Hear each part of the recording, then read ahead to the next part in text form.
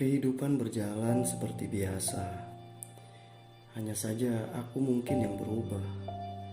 Berderih Buitenzorg di Wonokromo sana rasanya terus juga memanggil-manggil setiap hari, setiap saat. Apa aku terkena guna-guna? Banyak gadis Eropa, Totok, dan Indo yang aku kenal.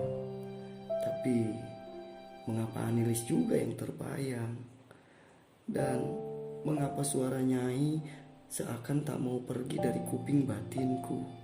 Mingke, Sinyo Mingke, kapan kau datang? Pikiranku kacau. Setiap pagi aku berangkat ke sekolah membawa Mai Marais, anak sahabatku itu. Aku gandeng gadis kecil itu sampai ke sekolahannya di ELS Simpang. Kemudian aku berjalan kaki sendirian menuju sekolahku. Setiap kusir kereta di hadapanku, ku perhatikan. Jangan-jangan Darsamlah itu. Dan bila kereta hendak melewati aku dari belakang, ku perlukan menengok. Seakan aku mempunyai kepentingan dengan semua kereta yang lewat. Begitu juga di dalam kelas. Anelis terus menerus muncul. Dan lagi-lagi suara Nyai. Kapan kau datang? Dia telah berdandan untukmu, Nyo. Kapan kau datang? Profesor Ho tak pernah mengganggu aku dengan persoalan Wonokromonya. Ia selalu menghindari aku. Mungkin malu. Janjinya untuk menghormati aku bila aku berhasil tak dia penuhi. Aku merasa teman-teman sekolah, guru-guru sepertinya berubah. Tapi mungkin aku sendiri yang berubah. Aku tampak menjadi pemurung, pendiam. Pulang sekolah, aku langsung memasuki bengkel Siang Marais. Kulihat para tukang baru mulai kerja sore. Siang sendiri seperti biasa sedang tenggelam dalam lukisan, sketsa, atau rancangan yang sedang disiapkan. Hari ini aku tidak pulang dulu ke pemondokan. Juga tidak pergi ke pelabuhan. Juga tidak ke kantor lelang untuk bekerja membuat teks iklan. Menulis surat kabar pun aku tidak bernafsu. Juga tak timbul niat pergi ke rumah para kenalan untuk menawarkan perabot atau mencari order lukisan potret. Tak ada hasrat untuk melakukan apapun juga. Maunya berbaring di atas tempat tidur, membayang-bayangkan Anelis. Ya, hanya Anelis, gadis kebocah-bocahan itu. Di rumah, Mevrouw telinga tak jemu-jemu minta diceritai tentang kunjunganku ke Borderih Buitenzorg. Untuk kemudian dia memberikan ejekan. Belum juga aku ceritai, dia sudah berkali-kali mengejek. Tuan muda, tentu tuan muda menghendaki anaknya, tapi ibunya juga yang lebih bernafsu. Semua orang memang memuji-muji kecantikan anaknya. Tak ada yang berani datang ke sana. Beruntung benar tuan muda ini. Tapi ingat-ingat, salah-salah, tuan muda diterkam oleh si Nyai. Ejeknya begitu berkali-kali. Memang begitu pandangan umum terhadap keluarga Nyai-Nyai. Rendah, jorok, tanpa kebudayaan, perhatiannya hanya pada soal-soal berahi semata. Mereka dipandang sebagai keluarga pelacur, manusia tanpa budi, dikodratkan akan tenggelam dalam ketiadaan tanpa batas. Tapi Nyai Ontosoro ini, dapatkah dia disamakan dengan pandangan umum itu? Justru itu yang membuat aku bingung. Tidak bisa, Nyai itu tidak bisa. Atau aku seorang yang memang kurang teliti. Boleh jadi memang aku seorang yang tak tahu, yang tak mau tahu. Semua lapisan kehidupan menghukum keluarga Nyai-Nyai, juga semua bangsa, baik itu pribumi, Eropa, Tionghoa, Arab, semua memandang negatif terhadap keluarga Nyai-Nyai. Masa hanya aku seorang yang akan memandangnya positif? Perintahnya padaku untuk mencium Anelis, kan itu juga pertanda rendahnya tingkat susila. Kan begitu. Namun ejekan Mevrouw telinga terasa menyinggung perasaanku. Tentu saja, mungkin karena aku punya impian yang bukan-bukan. Dalam beberapa hari ini telah aku coba meyakinkan diriku sendiri. Apa yang terjadi antara aku dengan Anelis hanyalah suatu kejadian umum dalam kehidupan muda-mudi. Terjadi dalam keluarga apapun, raja, pedagang, pemimpin agama, petani, pekerja, bahkan juga mungkin di kayangan para dewa.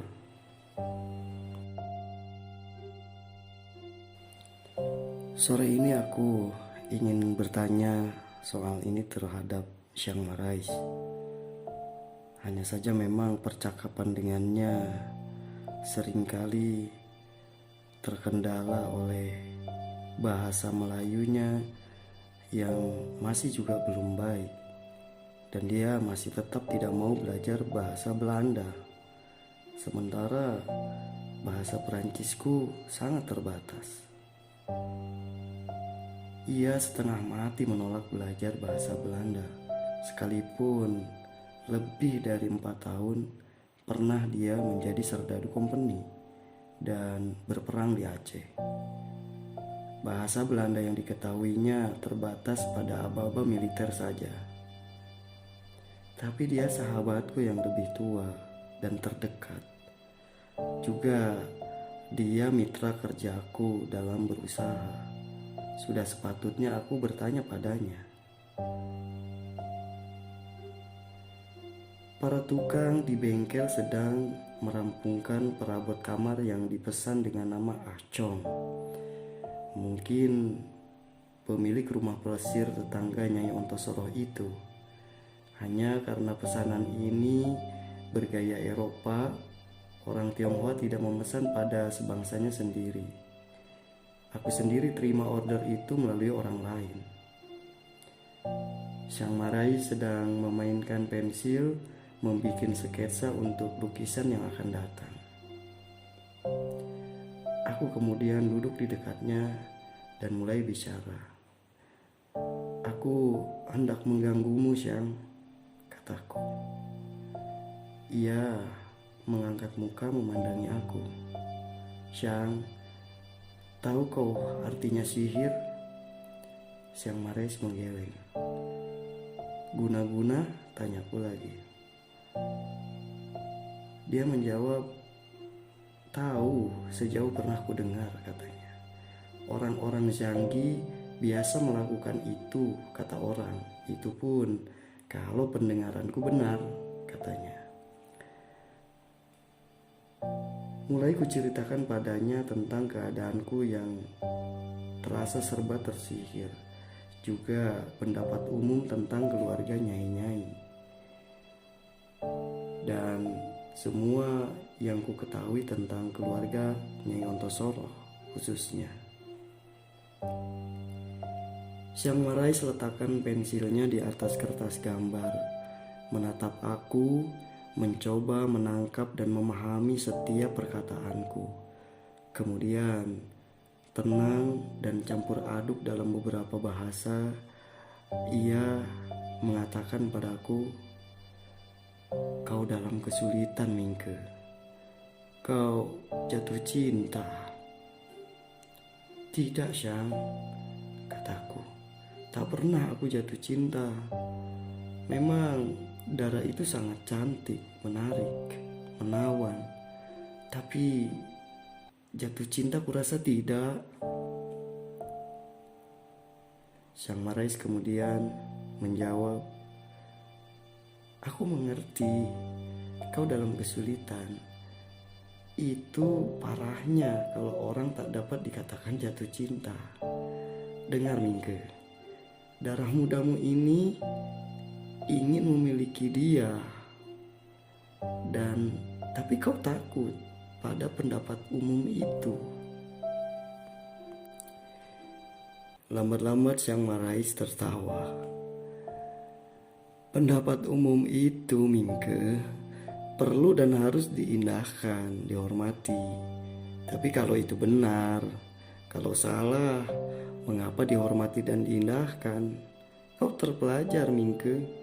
Seorang terpelajar harus juga belajar berlaku adil sudah sejak dalam pikiran, apalagi dalam perbuatan. Itulah memang arti dari terpelajar itu,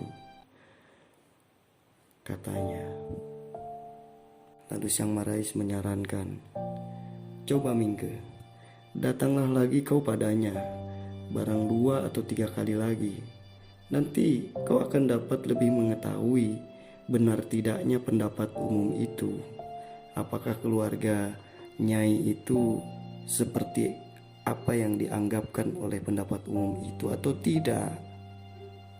Bibirku terkatup dan aku tanya ke Sang Marais, jadi kau anjurkan aku datang lagi ke sana, Sang?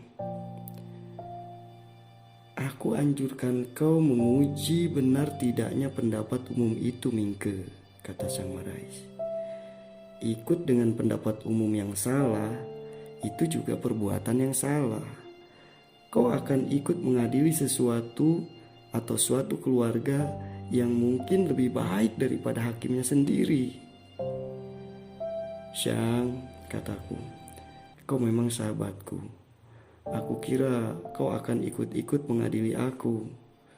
Dia tertawa. Tak pernah aku mengadili tanpa tahu duduk perkaranya, Mingke. Sang, aku diminta tinggal di sana, kataku.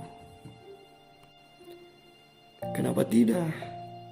Sang Marais menyarankan. Datang saja ke sana. Hanya jangan kau lupa pada pelajaranmu. Kau tak begitu perlu mencari order baru akhir-akhir ini. Lihat, masih ada 5 potret yang harus diselesaikan. Dan juga ini. Ia menepuk kertas sketsa. Aku hendak melukis sesuatu yang sudah lama aku ingin kerjakan. Aku tarik kertas sketsa di hadapannya. Gambar itu membuat aku lupa pada masalahku. Di dalam sketsa itu terdapat seorang serdadu kompeni, nampak dari topi bambu dan pedangnya, sedang menginjakan kaki pada perut seorang pejuang Aceh. Serdadu itu menyorongkan bayonet pada dada korbannya, dan bayonet itu menekan baju hitam kurbannya, dan dari balik baju itu muncul buah dada seorang wanita muda. Mata wanita itu membeliak, rambutnya jatuh terjurai di atas runtuhan daun bambu. Tangan sebelah kiri mencoba merontak untuk bangun. Tangan kanan membawa parang yang tak berdaya. Di atas mereka berdua memayungi rumpun bambu yang nampak meliuk diterjang angin kencang. Di seluruh alam ini seakan hanya mereka berdua saja yang hidup, yang hendak membunuh dan yang hendak dibunuh.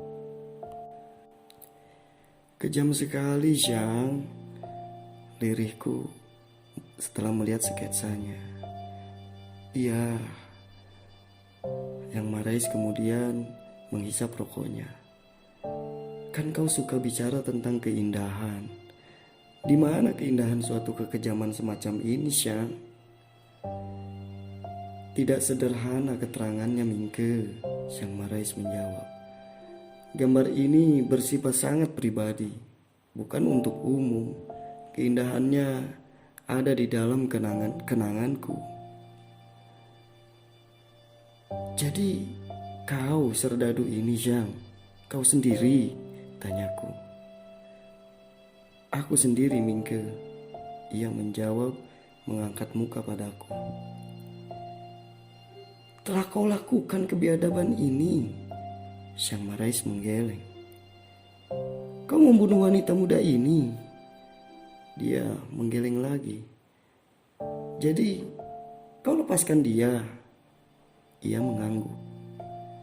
Dia akan berterima kasih padamu, Syang. Tidak, Mingke. Dia yang minta dibunuh, gadis Aceh kelahiran pantai ini. Dia malu telah terjamah oleh kafir, jelas Syang Marais. Tapi kau tak membunuh dia, kan?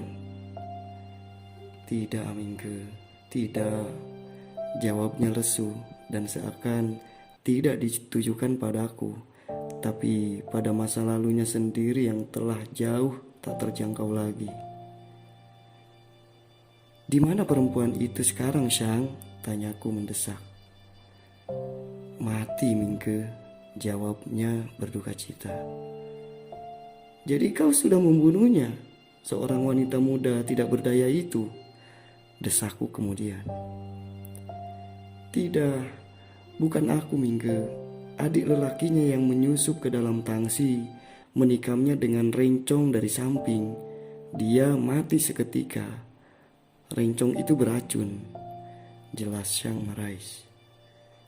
Adiknya sendiri kemudian mati bunuh diri.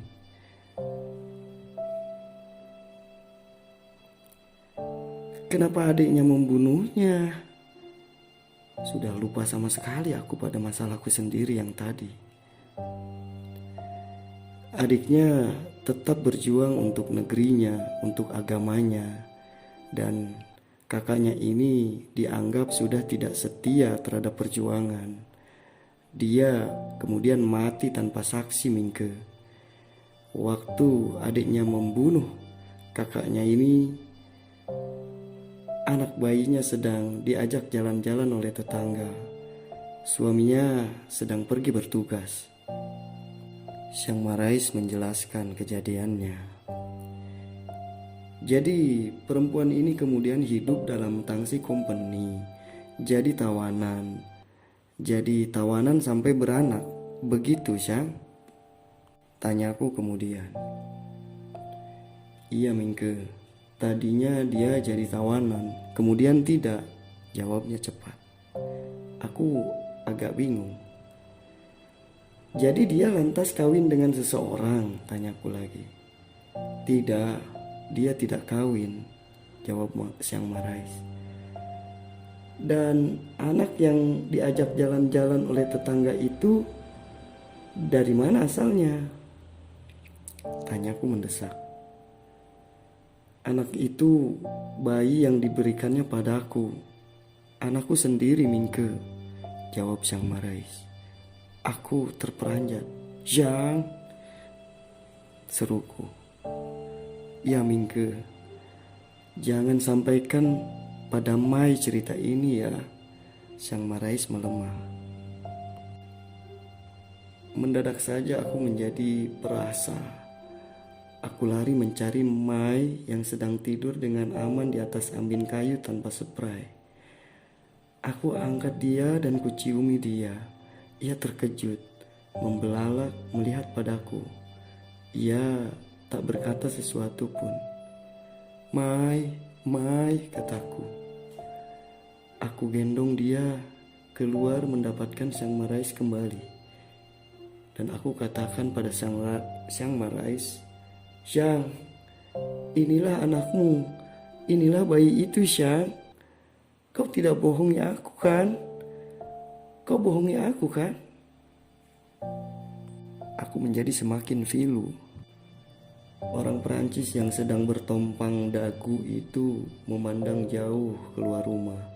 Ia tak mau mengulangi ceritanya, juga tak mau menjawab pertanyaanku. Betapa mengibakan nasib gadis kecil ini, juga ibunya, lebih-lebih sahabatku Syang Marai sendiri. Di negeri asing, tanpa hari depan, kehilangan sebelah kaki pula. Ia sering bercerita sangat mencintai istrinya, dan anak ini adalah anak tunggal. Kini tanpa ibu untuk selama-lamanya, hanya punya seorang ayah yang berkaki satu. Cinta itu indah, Mingke, terlalu indah, Syang Marais berkata datar. Yang bisa didapatkan dalam hidup manusia yang pendek ini, ya terlalu indah, katanya murung. Dan diambilnya Mai dari gendonganku, kemudian dipangkunya. Gadis itu mencium pipi ayahnya yang tidak bercukur, dan Syang meneruskan bicaranya dalam Perancis pada anaknya. Kau terlalu lama tidur, Mai, kata Syang Marais kepada anaknya. Akan jalan-jalankah kita, Papa? Tanya Mai dalam Perancis. Ya, mandilah dulu, kata Syang Marais.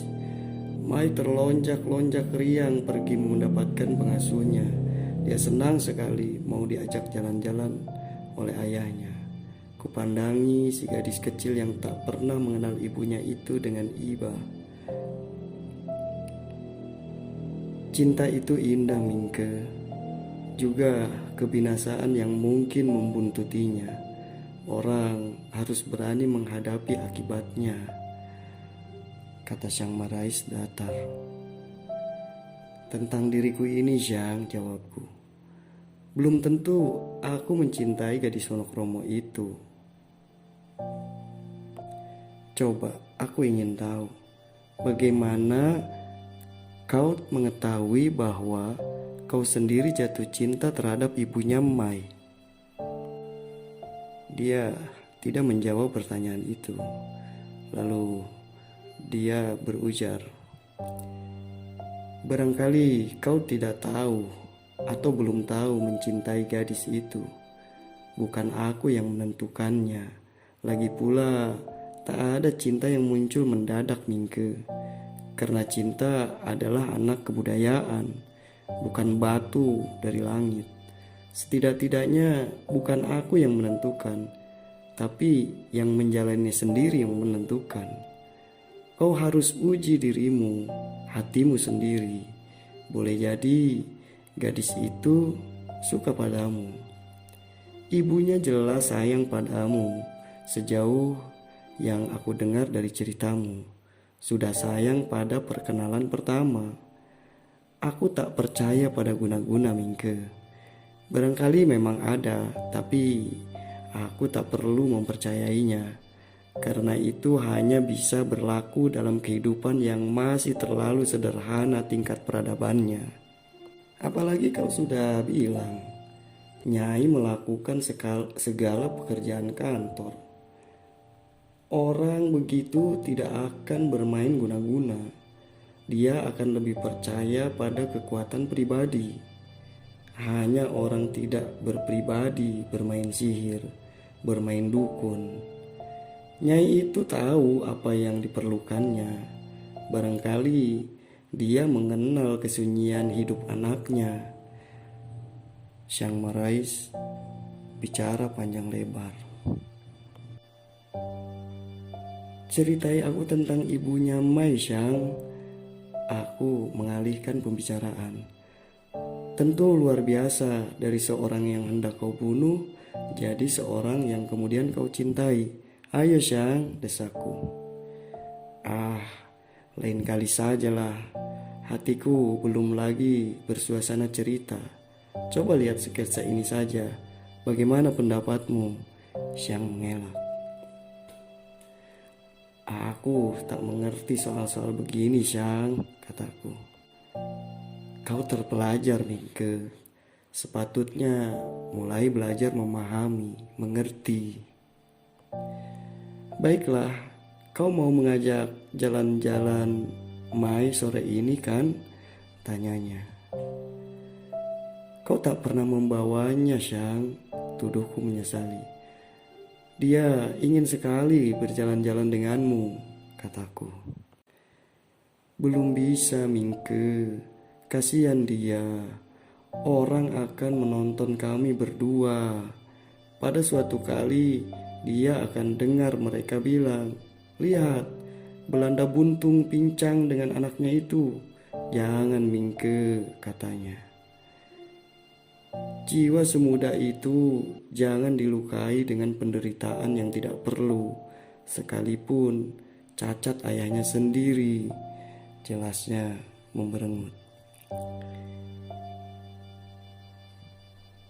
Tak pernah Syang Marais berbicara sebanyak ini, juga tak pernah semurung ini. Apa sebenarnya sedang terjadi dalam dirinya? Boleh jadi ia sedang rindu pada masa lalu yang telah hilang tak tergapai lagi. Kau jangan semurung itu, Syang.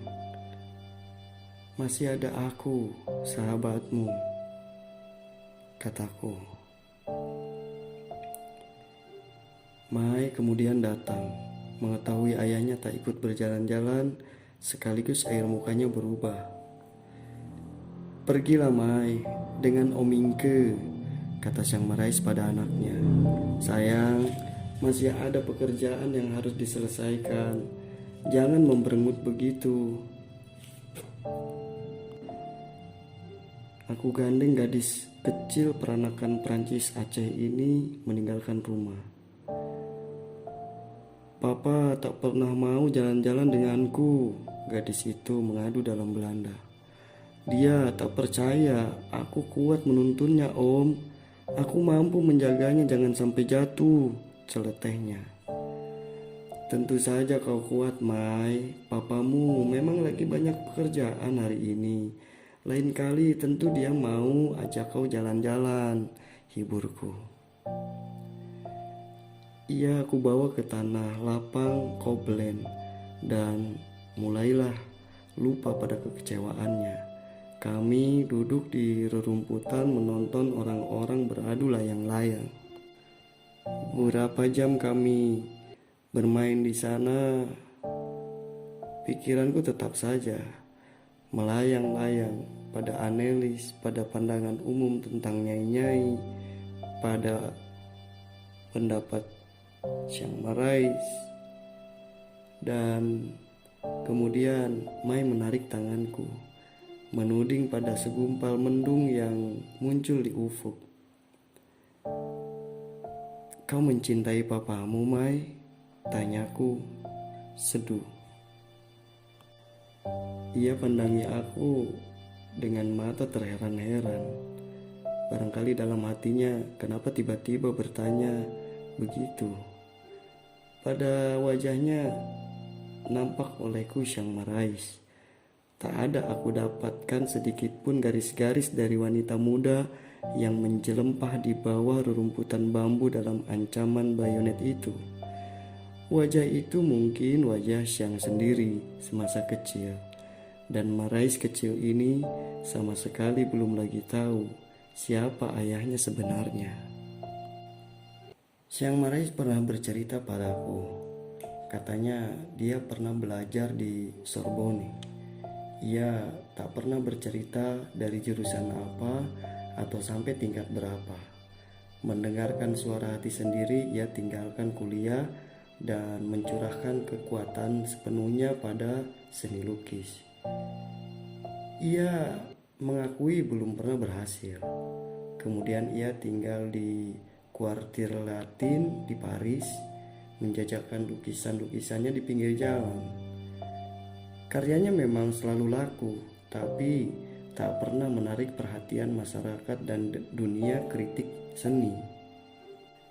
Sambil menjajakan lukisan, ia pun mengukir, juga di pinggir jalan itu juga.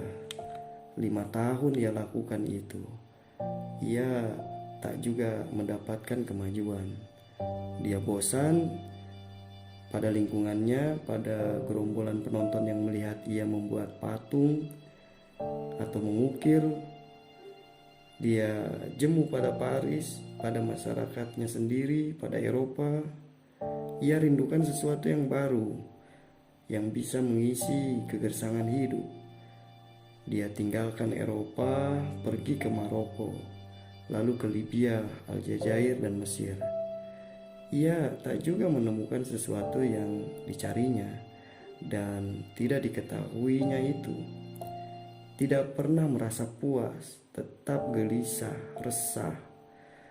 Ia tetap tak dapat menciptakan lukisan sebagaimana dia impikan. Lalu ia tinggalkan Afrika. Sampai di Hindia, uangnya habis. Jalan satu-satunya untuk menyelamatkan hidup adalah masuk company.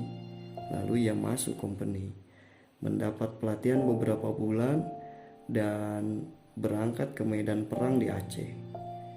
Juga dalam kesatuannya ia tetap hidup dalam dirinya sendiri. Hampir-hampir tak pernah kontak dengan siapapun kecuali melalui komando dalam bahasa Belanda, dan ia segan mempelajari bahasa itu. Mai Marais, anaknya, tidak tahu semua itu. Mungkin memang belum saatnya untuk tahu. Syang Marais berpikir pribumi Hindia sangat sederhana. Takkan ada perang yang bakal mereka menangkan. Apa arti perang dan apa arti parang dan tombak di hadapan senapan dan meriam, pikirnya. Setelah pergi perang di Aceh, prasangkanya tentang pribumi, dia sadari bahwa itu keliru. Kemampuan pribumi sangatlah tinggi, hanya peralatannya rendah. Kemampuan berorganisasinya juga tinggi. Sebaliknya, ia juga mengakui kehebatan Belanda dalam memilih tenaga-tenaga perang. Rupanya orang Aceh punya cara berperang yang khusus. Dengan alamnya, dengan kemampuannya, dengan kepercayaannya, telah banyak kekuatan kompeni dihancurkan. Aku heran melihat kenyataan ini, kata Syang Marais. Mereka membela apa yang mereka anggap jadi haknya tanpa mengindahkan maut. Semua orang, sampai pun anak-anak, ikut berperang. Mereka kalah, tapi tetap melawan Mingke dengan segala kemampuan dan ketidakmampuan.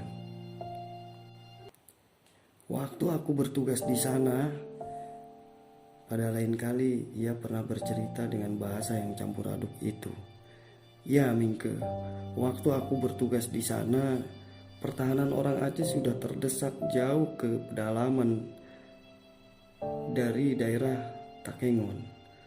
Seorang panglima Aceh, Cut Ali namanya, sudah kehilangan banyak kekuatan dan daerah. Namun tetap saja dapat mempertahankan ketinggian semangat pasukannya. Suatu rahasia yang tak dapat aku pecahkan. Mereka tetap bertempur, bukan hanya melawan kompeni, juga melawan kehancurannya sendiri. Hubungan lalu lintas kompeni selalu jadi sasaran empuk.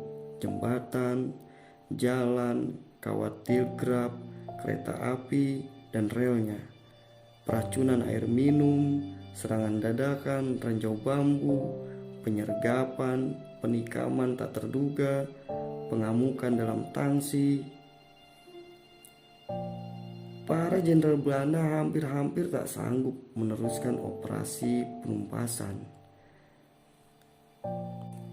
Pihak Aceh yang tertumpas selalu saja anak-anak, kakek-kakek, orang sakit, wanita bunting, dan orang-orang tak berdaya itu, Mingke, justru merasa beruntung bila dibunuh kompeni. Kan aneh itu. Memang kuburan di antara serdadu Eropa tak pernah mencapai 3.000 orang seperti dalam Perang Jawa. Tapi ketegangan saraf menguasai seluruh pasukan kompeni di setiap jengkal tanah yang diinjaknya. Tutur Syang Marais panjang lebar. Dan tampaknya Syang Marais mulai belajar mengagumi dan mencintai bangsa pribumi yang gagah perwira itu, berwatak dan berkepribadian kuat. 27 tahun mereka sudah berperang, berhadapan dengan senjata paling ampuh pada zamannya, hasil ilmu pengetahuan dan pengalaman seluruh peradaban Eropa. Aku mencoba membayangkan bagaimana Sang Marais dapat merubah wanita yang awalnya menjadi musuhnya, kemudian menjadi wanita yang dicintainya. Mungkin juga wanita itu pun mencintainya, yang kemudian wanita itu memberinya seorang anak kesayangan. Dan anak kesayangannya itu sekarang duduk bercerita di pangkuanku. Aku belai-belai rambutnya sambil dalam hati berbicara sendiri pilu. Berapa bulan ibumu sempat memberimu air susu, anak manis. Kau tak pernah melihat sepasang mata ibumu, wanita Aceh kelahiran pantai itu.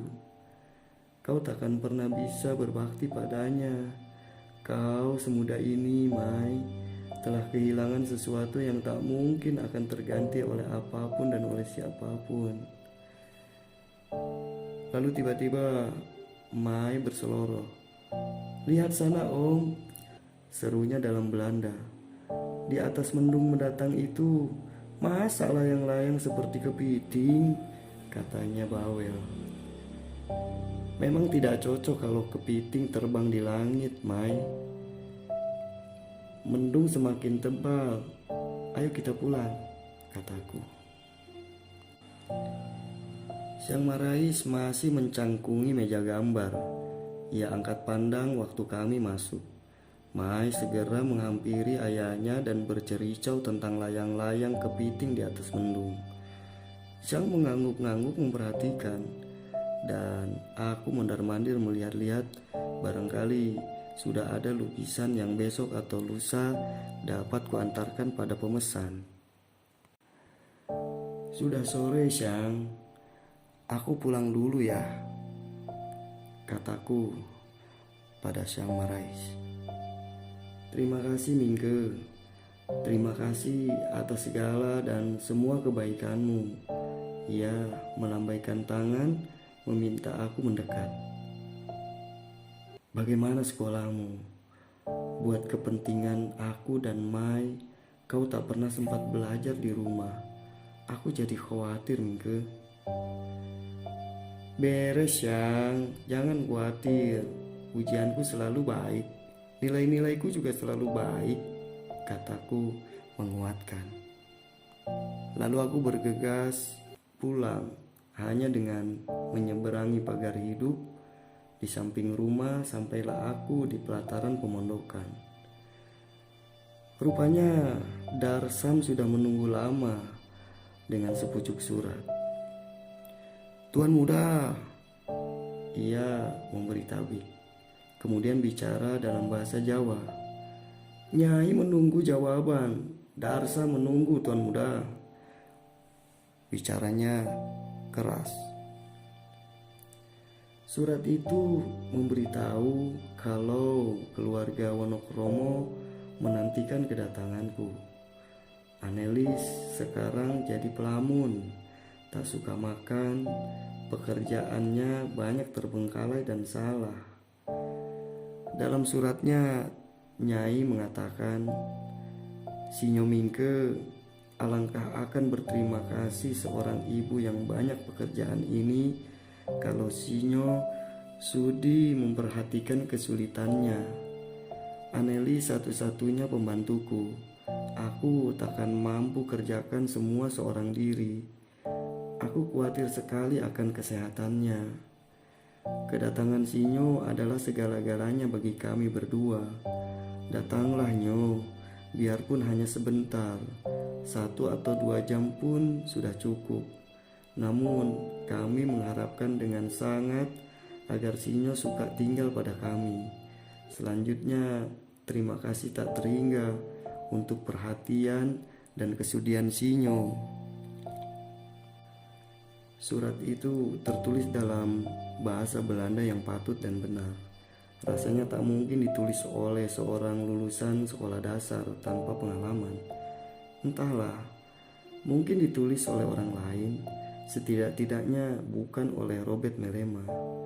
Tapi apa pentingnya siapa yang menulis? Surat itu memberanikan aku mengembalikan kepribadianku. Bukan aku saja telah tergenggam oleh mereka. Mereka sebaliknya pun tergenggam olehku. Genggam menggenggamlah, kalau tak dapat dikatakan sihir menyihir. Seorang ibu yang bijaksana dan berwibawa seperti Nyai memang dibutuhkan oleh setiap anak. Dan darah cantik tiada bandingan itu dibutuhkan oleh setiap pemuda.